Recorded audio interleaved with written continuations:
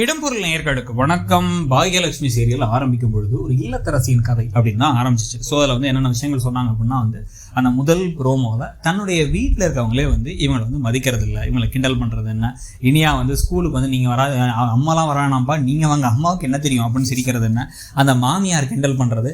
இன்னொரு பக்கம் பார்த்தீங்கன்னா மூத்த பையன் கண்டுக்காமல் வேலைன்னு இருக்கிறது, சின்ன பையன் மட்டும் கொஞ்சம் பாசமாக இருக்கிறது அப்படின்னு தான் கதையை ஆரம்பித்தாங்க. அங்கேருந்து அவங்க வாழ்க்கையில் எப்படி முன்னேற போகிறாங்க, ஒரு இல்லத்தரசியோட வாழ்க்கை ஒரு பெரிய பூகம்பம் வருது. அது என்ன அப்படின்னா தன்னுடைய கணவர் படிக்காத இந்த பெண்ணை ஏமாத்திட்டு அவருடைய முன்னாள் காதலி படித்த ஹெச்ஆரான ஒரு பொண்ணோட ஒரு உறவு வச்சுக்கிறாரு. அந்த உறவுனால என்ன ஆயிடுது அப்படின்னா இவங்களை விட்டுட்டு முதல்ல ஏமாத்தினவர் மொத்தமாகவே விட்டுட்டு போயிடுறாரு. இப்போ இந்த சமயத்தில் இவங்க எப்படி இதை தாண்டி இவங்க தனியாக ஒரு மனுஷியாக முன்னேறி வராங்கன்னாங்க. இந்த கதை நல்லா ஓடினதுக்கும் சீரியல் பிக்கப் ஆனதுக்கும் பல்வேறு காரணங்களில் முக்கியமான காரணம், பல பெண்களுக்கு இந்த கதையுடைய கோர் கான்செப்ட் உண்மையிலே ஒரு இன்ஸ்பிரேஷனாக, ஒரு உத்வேகம் கொடுக்குற, உற்சாகம் கொடுக்குற விஷயமா இருந்துச்சு. ஒரு பெண் நினச்சா எவ்வளோ வேணாலும் சாதிக்க முடியும், அவரால் கடன் வளர்ந்து வர முடியும் அப்படின்னு சொல்லிட்டு. ஸோ அவங்க 12வது மட்டும் படிச்சிருந்தாங்க. படித்து முடித்த உடனே இவங்களுக்கு ஒரு கல்யாணத்தை பண்ணி வச்சுட்டாங்க. அப்படி இருந்தும் அவங்கள்ட்ட இருந்த ஒரு டேலண்ட் என்ன அப்படின்னா அவங்களுக்கு சமைக்கிறது அப்படின்ட்டு. இந்த மாதிரி இந்த கதையில் பார்த்திங்கன்னா இந்த கதையில் ஏகப்பட்ட வேரியேஷன் இருக்குது. கொரியாவில் கூட இதே சீரியல் இதே மாதிரி வீட்டு செட்டப்லேருந்து இதுலேருந்து எல்லாமே இருக்குது. அங்கே பார்த்திங்கன்னா அவங்க படிக்கிறதுக்கு அவர் ப்ரொஃபஸராக இருப்பார், இவங்க பார்த்தா அங்கேயே வேலைக்கு படிக்கிறதுக்கு சேர்ந்துருவாங்க, ஸ்டூடெண்ட்டாக சேர்ந்துருவாங்க. அதுக்கப்புறம் அவங்க படித்து முன்னேற மாதிரிலாம் கதை வரும். இன்னொரு பக்கம் பார்த்தீங்கன்னா ஏதோ பாட்டு பாடி சம்பாதிக்கிறாங்கன்னு கதை வருது, சமைக்கிறாங்கன்னு கதை வருதுன்னு ஒவ்வொரு வேர்ஷன்லேயும் ஒரு கதை வருதுன்னு வச்சுக்கோங்களேன். ஆனால் எல்லா இடத்துலையுமே இந்த அளவுக்கு மோசமாக கதை ஒரு கட்டத்துக்கு மேலே போயிடுச்சா அப்படிங்கிறது நமக்கு தெரியல. 2வது கல்யாணம், பாக்கியாவுக்கும் ஒரு கல்யாணம்னு வச்சு போயிருக்கிறத பற்றி கேள்விப்பட்டிருக்கோம். இல்லை அப்படின்னா கதையில் இவங்க ரொம்ப வளர்ந்துட்டே போவாங்க, அதுக்கப்புறம் வரக்கூடிய பிரச்சனைகள்னு வரலாம், எல்லாம் ஓகே. இங்கே ஆனால் எப்படி அப்படின்னா வாரத்துக்கு பாக்கியா ஒரு விஷயம் பண்ணுவாங்க. ஸ்போக்கன் இங்கிலீஷ் கிளாஸ் பல மாதம் போனாங்க. பல மாதம் போயிட்டு அப்புறம் அதை அம்போன்னு விட்டாங்க. சரி, ஓகே, கொஞ்சமாச்சும் கற்றுக்கிட்டாங்க போல் அப்படின்னு நினச்சிக்கலாம். அப்புறம் பார்த்தீங்கன்னா டிரைவிங்லாம் கற்றுக்கிட்டாங்க. அப்புறம் ஆனால் எங்கே பிரச்சனைனாலும் எதுனாலும் ஆட்டோவில் மட்டும் தான் போவாங்க, கார் ஓட்டவே மாட்டாங்க. இங்கேருந்து கேரளா வரைக்கும் ஓட்டினவங்க வீட்டில் இருக்க கார் வாசலைன்னா கூட அதை எடுத்து ஓட்ட மாட்டாங்க. இன்னொரு பக்கம் காலேஜுக்கு 1 லட்ச ரூபா காசு கொடுத்து சேர்ந்துட்டு 2 வாரத்துலேருந்து நிறுத்திட்டாங்க. நான் போகல காலேஜி அப்படின்ட்டாங்க. அப்புறம் எதுக்குமா சேர்ந்த அப்படின்னு நமக்கு ஒன்றும் புரியல. அதே மாதிரி ஒரு மாவு அரைக்கிற பிஸ்னஸ் ஆரம்பிச்சாங்க, பொடி அரைக்கிற பிஸ்னஸ் ஆரம்பிச்சாங்க. அது 2 அம்போன்னு விட்டுட்டு என்ன பண்ணாங்க அப்படின்னா 6 மாத கான்ட்ராக்டுக்காக ராதி ஆஃபீஸில் வேலைக்கு போனாங்க. அது போனதுக்கப்புறமா திருப்பி மாவு அரைக்கிற பிஸ்னஸ் ஆரம்பிக்கிறாங்க. அப்புறம் மாவு அரைக்கிற மிஷினே வித்துட்டாங்க. அந்த பொடி அரைக்கிற மிஷினை வித்துட்டு இப்போ எதுக்காக பணத்தை ஏற்பாடு பண்ணிட்டு எக்ஸிபிஷன் போடுறேன். இனிமேல் வாரம் எக்ஸிபிஷன் கிடைக்கும், மாதம் எக்ஸிபிஷன் அதுவும் போச்சு. அப்புறம் மினிஸ்டர் கல்யாணத்துக்கு சமைக்க போகிறான்ட்டாங்க. ஒரு வேலையை உருப்படியாக செஞ்சதே இல்லை.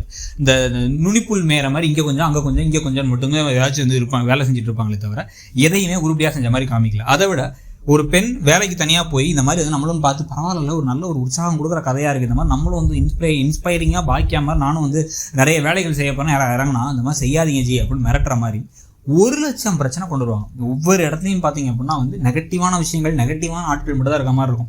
சரி, ஓகே, ஒரு சீரியல் பிரச்சனைகள் வரதும் பிரச்சனைகளை தாண்டி எப்படி மேலே வராங்கன்னு காமிக்கிறதெல்லாம் ஓகே. அதுக்குன்னு ஒவ்வொரு தடவையுமா வேறு எதுவும் கதையில் இல்லாத மாதிரி லூப்பில் போட்டு பிரச்சனை வாரம் ஒரு பிரச்சனை இவங்களே தேடி போயிடுவாங்க, இல்லை பிரச்சனை இவங்களை தேடி வரும், அந்த பிரச்சனை எப்படி சால்வ் பண்ணுறாங்க அப்படின்னு மட்டுமே தான் கதை போகுது. ஏன் அப்படின்னா எமோஷனல் ட்ராமாவாக இதுக்கப்புறம் அந்த கதையை கொண்டு போகிறதுக்கான விஷயங்களை செய்யலை. பழனிசாமி கேரக்டரை கொண்டுட்டு பழனிசாமி கேரக்டர் பாதியிலே ஏதோ பிரச்சனைனா மட்டும் சூப்பர் மேன் மாதிரி காப்பாற்றுற மாதிரி அவர் கொண்டு வச்சுட்டாங்க.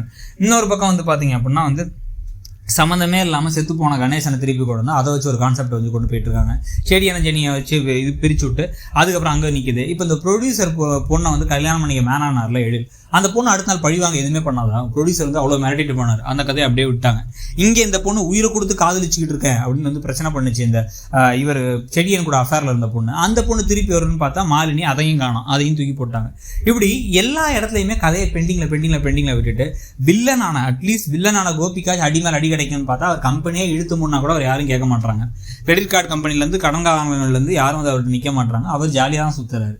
ஸோ இந்த மாதிரி கதையில் எதுவுமே தெளிவில்லாமல் கொண்டு போகும்பொழுது பார்க்குறவங்களுக்கு எரிச்சலும் கோபமும் வரும். எதுக்காக நினச்சி நான் பார்க்குறேனோ ஒவ்வொரு விஷயத்தையும் ஒரு ஆடியன்ஸ் இருப்பாங்க. அந்த ஆடியன்ஸ் எதை நினைச்சு பார்க்குறாங்களோ அவங்கள சீட் பண்ணுற மாதிரி அவங்க விரும்புகிற விஷயத்தை கொடுக்காம, அட்லீஸ்ட் பார்க்குறதுக்கு இன்ட்ரெஸ்டிங்காகவும் கொடுக்காம, லாஜிக்கே அவங்க கதையை கொண்டு போகும்போது டயர்ட் ஆக போகுது அப்படிங்கிறது மட்டும் தெரியுது.